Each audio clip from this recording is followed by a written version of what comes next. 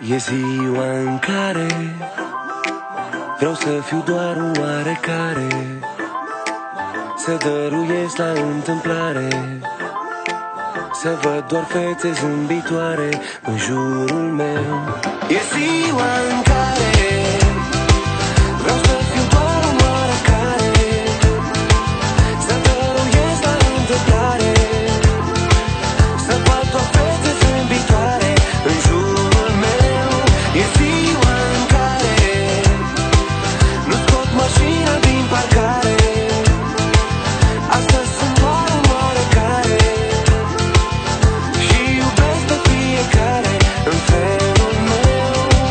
Mă scuzați, deranjez dacă vă enervez, nu asta intenționez. Vreau să vă adresez o singură întrebare: când ați oferit fără vreun motiv o floare?